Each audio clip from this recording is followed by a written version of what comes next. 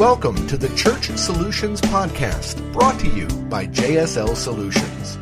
The Church Solutions Podcast is designed to help equip you and your church in the use of technology and other tools and services. And now, here are your hosts, Steve Lacy and Phil Thompson. Welcome to another edition of the Church Solutions Podcast. Hi, my name is Steve Lacy. And I'm Phil Thompson. Nice to be with you today. Thanks for joining us on this weekly podcast, about a half hour long. We're a tech company. We bring you streaming video, mobile apps, content management, tools for churches, ministries. It's what we do. Yes, it is what we do. As well as other things. And we do a podcast because we target churches. We serve churches. We serve in our own churches. We love churches. We love helping churches, pastors, volunteers. And we are a tech company, as I mentioned, but many times we'll talk about other things. But today we are talking about tech. What are we talking about? Well, our guest didn't show up today, so we have had to kind of scramble here. Yes, our guest. He didn't show up. Because he was not supposed to show up, right? Yeah, somebody goofed up the calendar schedule, Yes. and I thought he was coming today, but he's actually coming next week. All right. So it's going to be, we're going to actually next week talk about church audio and sound systems and even a little bit of video. From a guy that runs a sound company, right? Yeah, he's here in town in Tucson. His name is Trent Perkins. He's with Wholehearted Productions. This is next week. You can look up his website in advance for those of you keeping score at home, wholeheartedpro.com. And we'll talk to Trent about probably audio for the most part, but maybe some other things. But today we're talking about something a little different. What are we talking about? So we have hijacked an article by Olu Brown. And Olu Brown is the founding leader of Impact Church, which is kind of a young congregation in the East Point community of the metropolitan area of Atlanta, Georgia. And he's a up-and-coming leader, been doing this now for about 10 years or so. And he wrote an article recently called 9 Ways Technology Can Help Spread the Gospel. All right. We're going to kind of basically take his material and, criticize it, rip it apart. And no, we're not. We're going to share it and probably share our thoughts on it as well. All right. So number one on our list. So number one is LED lighting. LED lighting. So again, we're talking about some of this stuff is kind of newer stuff. Some of it may be around for a while, but most congregations obviously have lighting, at least some way. But LED lighting is kind of a recent trend that one should consider. I mean, one benefit is it's obviously from an environmental standpoint, it consumes less energy. The thing I like about it is it has less heat output. That's because you're on stage, huh? Yeah. And so when you're standing up on stage and you got a lot of lights on you, it can get warm up there. Wow. And so then you start sweating and, it doesn't look very good. But so I was watching this is probably off track, but I was watching the movie about David Frost and Richard Nixon. Came out a few years ago. And if you remember right, David Frost interviewed Richard Nixon probably about 3 years after he resigned over the Watergate scandal. And it was a movie made about this actual interview. It was a series of interviews that David Frost did. He's from England. And one of the things that Nixon said from right before this was off camera was he had a handkerchief that he always kept, and he always would wipe his lips and his mouth because Nixon would sweat a lot. And he had a bad experience in 1960 during the presidential debates when he debated John F. Kennedy. And if you watch on, do your research, people that listened to the debate back then on radio, this is 1960, felt like Nixon easily won the debate. Those who watched on TV felt that Kennedy won the debate. Yeah, yes, Kennedy I've heard that too. Looked better, but and didn't sweat like Nixon and everything else that was going on. So allow me to get off track. Sorry, I digress here. But sweating on the platform, it happens, but LED lighting is really good because it doesn't throw out as much heat. And plus, you can do lots of different creative things with the color. Yes. Easily change colors and do all sorts of things. It's just a better experience for people sitting out there, looking at you on, all right. on so chairs. number 2 on our list. You really want to get through this, don't you? The second thing has to do with sound equipment.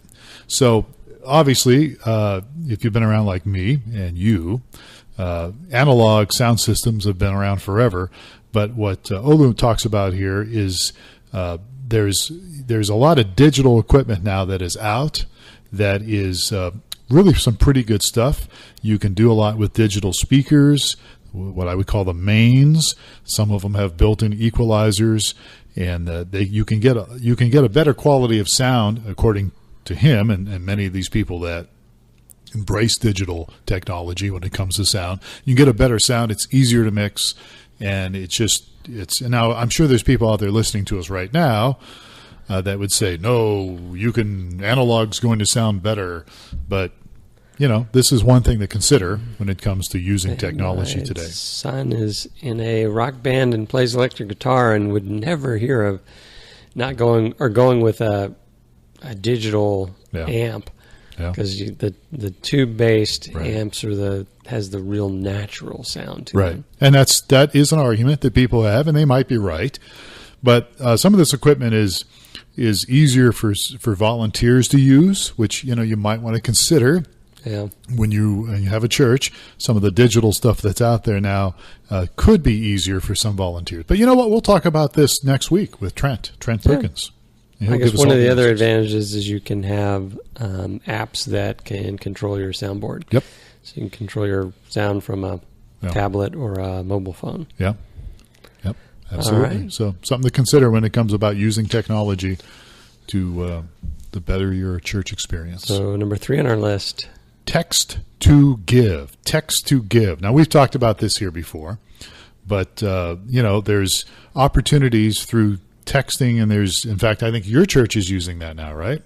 Yes, they are. So tell us a little bit about that. I've had not great experiences with it, but I've not used the text to give, but I've used other text-based, actually accessing your giving records. Right. Anyway, it was not a real smooth experience for me, but maybe I'm different. So I'm used to the old username password kind of world, and not the send this text to here and you'll get this response and put that response in here. And that's what it's all about. I think. Well, again, it makes it easier for people, regardless how you feel about it. And we could even throw this in here that, you got text to give as an opportunity, but you can also do giving online through stuff that we've promoted, or even mobile apps. That's one of our other points here.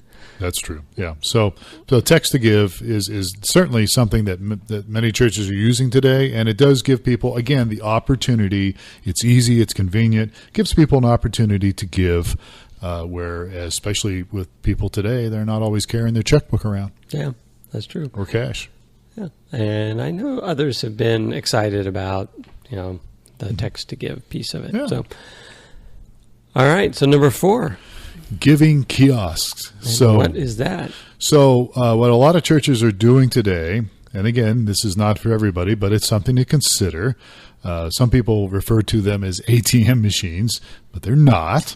It's actually computer systems with, which I guess you'd call it point to sale or point of sale access points. So you can go somewhere in the church and use your credit card or your debit card to give to the church. And a lot of times they have them in the lobby areas of the churches, different places that make it, again, more convenient for people to support your ministry. Mm-hmm.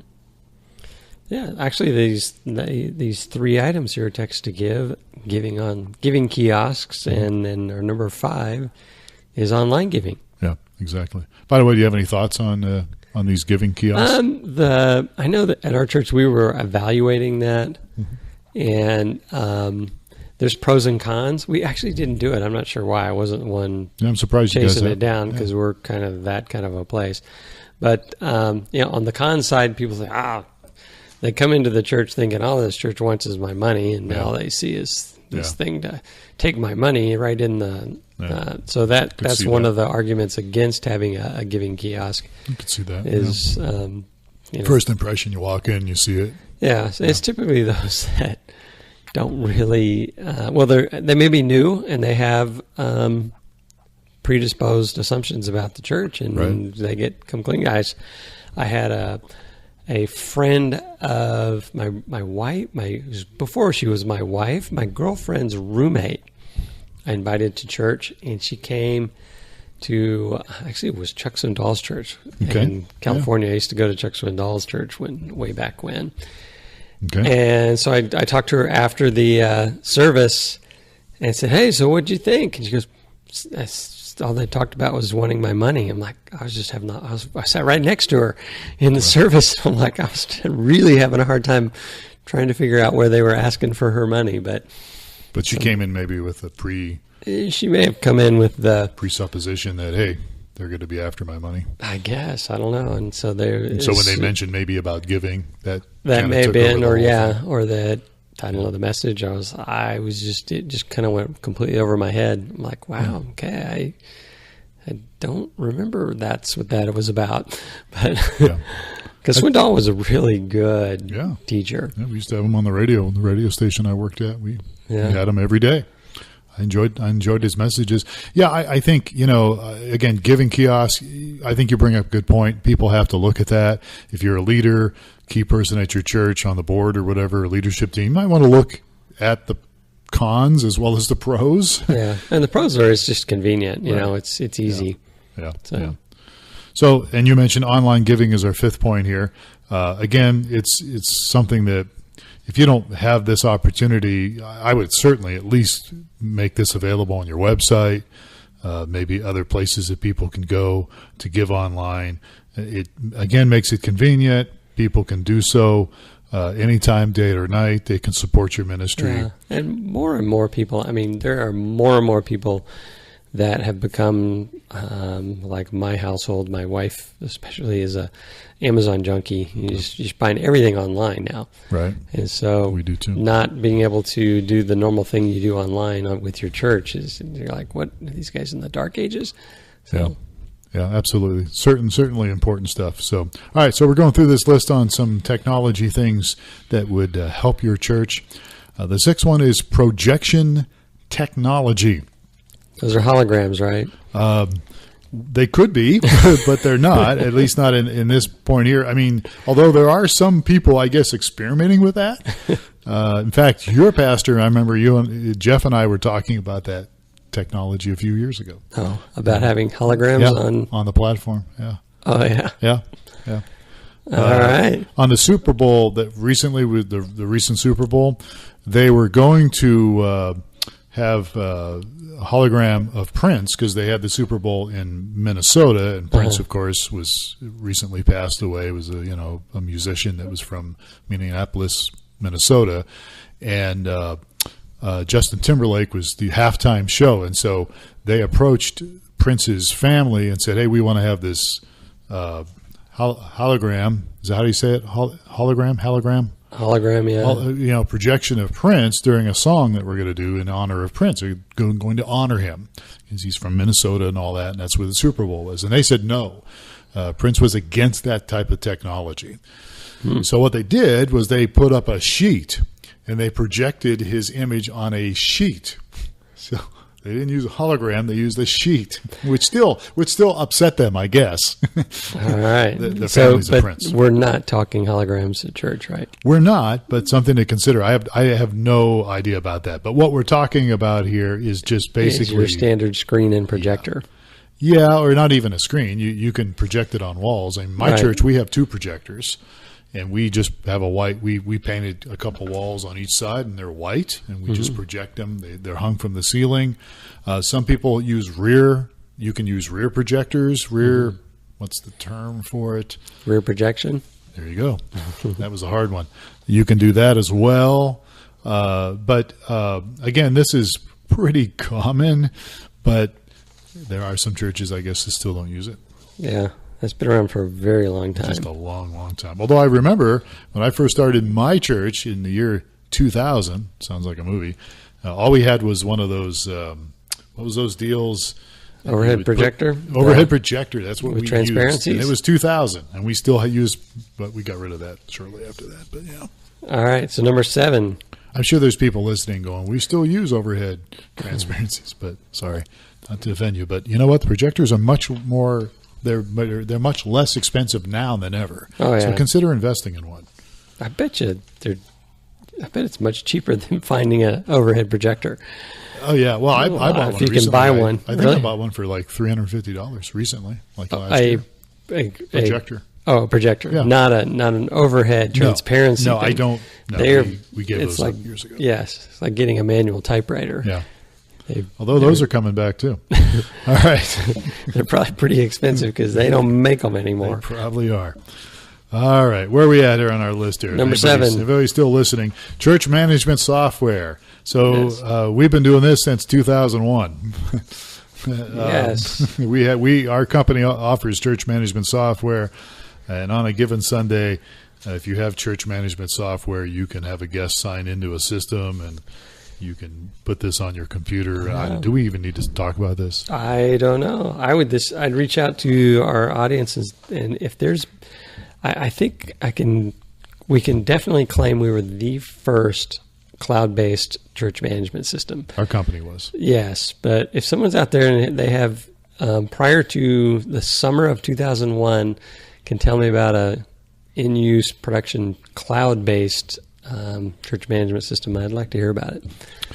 So anyway, let's hear about it. But I mean, it's just a great way to take care of things. If you're not doing that, I'm surprised some churches don't have church management systems. There are some that don't. Yeah. It's I scratch my head and say, how do you do this? How do you do that? How do you? Yeah. Yeah, I think in the 90s and 80s, well, in the 90s, I used, what did I use? Servant Keeper. That was not cloud-based. Servant Keeper was one we used. And I don't know what I did in the 80s. I don't think we just that's kind of wrote stuff down on paper.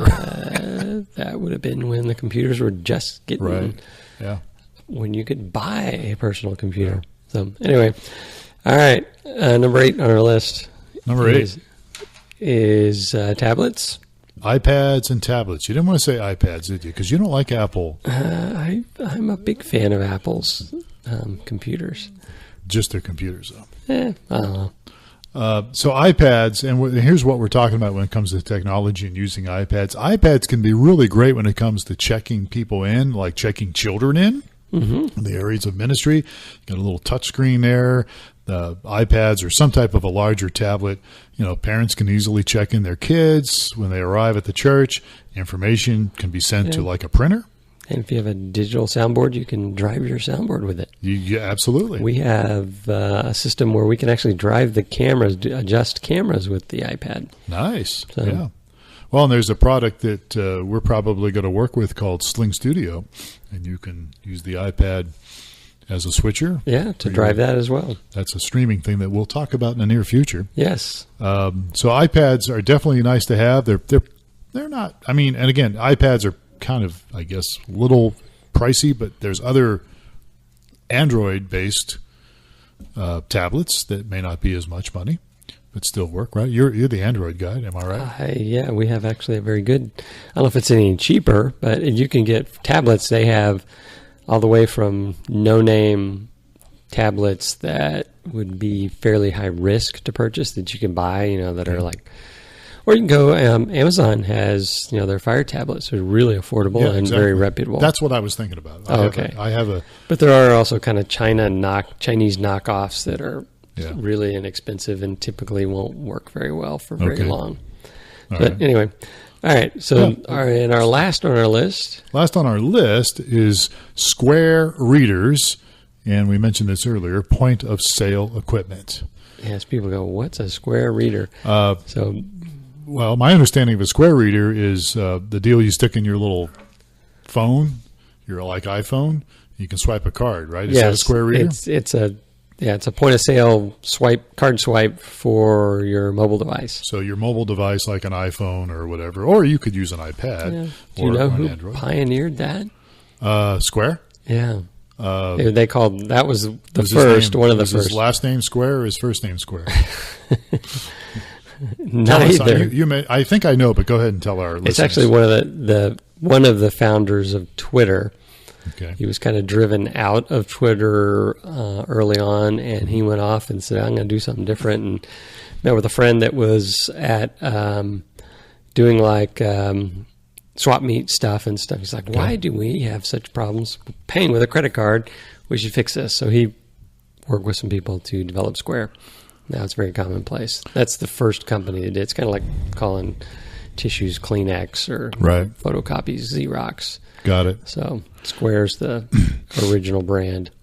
Well, and, so you can use this to, like you want to set up a little coffee bar, so to speak, in your church, a little area for people to get donuts or something, and you don't want to give them away. But you want to sell them. You could use the Square Reader for that.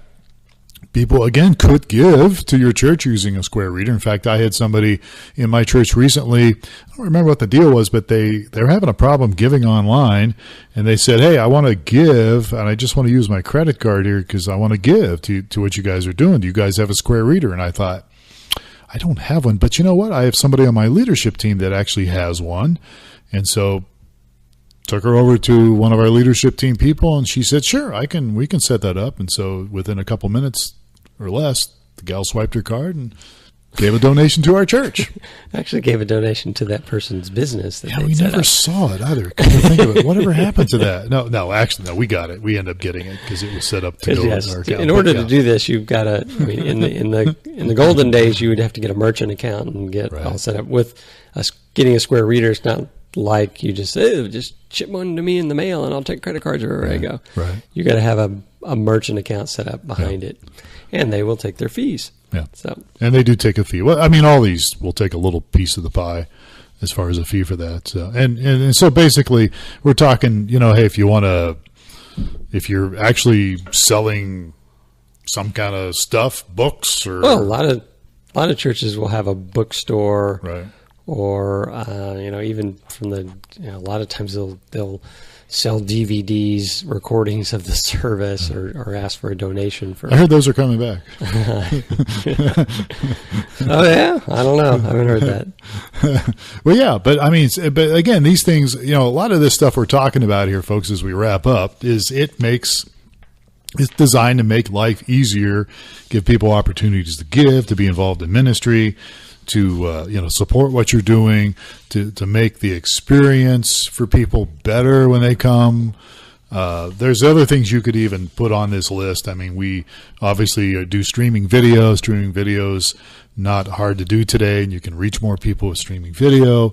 Mobile apps. We provide mobile apps for churches as well. Those kind of things. Yeah, again, there's definitely room for tech to enhance your ministry. Yeah, it really is, and we need to get to stay with it. So anyhow, good information from Ole Brown, and Ole, I think it's Ole is how he pronounces his name, and we need to have him on here one time. Let him actually share from the horse's mouth, so to speak, what he's written and other stuff. He's written some great material. So we'd love to get your feedback as well. Support@streamingchurch.tv. That is the email, support@streamingchurch.tv.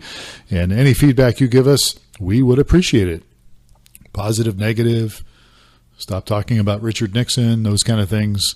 We'll definitely take it. So, all right, we're done, right? All right. Good enough. Next week, we'll talk about audio, and Trent Perkins will be our guest, and he actually is really good at what he does. And so if you're interested in how to improve your church's audio, we'll probably talk about some other things too when it comes to that. We'll have him next week. So, folks, thank you for spending a little bit of time with us. He is Steve Lacy. I am Phil Thompson. You've been listening to the Church Solutions Podcast. Take care. We'll catch you next time.